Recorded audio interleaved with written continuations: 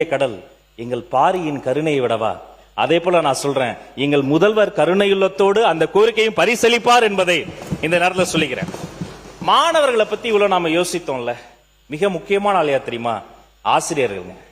என் அரை முழுக்க மலை போல அவர்களினுடைய அந்த மனுக்கள் குவிந்திருக்கிறது.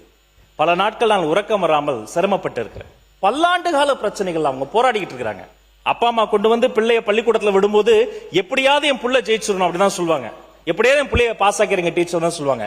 எப்படியாவது என் பிள்ளை ஜெயிக்கணும்னு நினைச்ச அப்பா அம்மா, என்கிட்ட படிக்கிற எல்லா பிள்ளைகளும் ஜெயிக்கணும்னு நினைச்சா அவங்க தாங்க ஆசிரியர்கள். ஊருக்காக வாழ்ந்து கொண்டு இருக்கக்கூடிய உத்தமர்கள். அவங்கள நிறைய பிரச்சனைகள் இருக்கு. டெட் தேர்வு, டிஆர்வி, தற்காலிக ஆசிரியர்கள். இந்த ஒரு நோட்டு புத்தகம் முழுக்க கிட்டத்தட்ட 110 சங்கங்களை நேரடியாக பார்த்து அவர்களினுடைய ஆலோசனை நடத்தி இந்த கோரிக்கைகளை எழுதி வைத்திருக்கிறேன். அது சார்ந்து மிக மிக முக்கியத்துவம் வாய்ந்த ஒரு தீர்மானத்தை நாளைக்கு நாங்க கொண்டு வர போறோம். ஆனா இப்ப என்னுடைய ஆசிரியர்கள் நான் சொல்லக்கூடியது ஒன்னே ஒண்ணுதான்.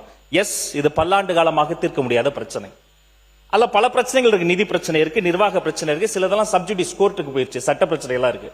ஆனால் பேசி தீர்க்க முடியாத பிரச்சனை என்று உலகத்தில் எதுவுமே கிடையாது. 2 நாட்டு போரை பேசி நிறுத்த முடியும் என்று சொன்னால் எங்களுடைய ஆசிரியர் பிரச்சனையும் பேசி தீர்க்க முடியும். அதற்காக ஒரு உயர்மட்ட குழு, ஹை லெவல் கமிட்டி தமிழ்நாட்டில் உருவாக்கப்பட்டு பள்ளிக்கல்வித்துறை ஆசிரியர்களுடைய பிரச்சனை தீர்க்கப்படும் என்று நான் வாக்கு தருகிறேன்.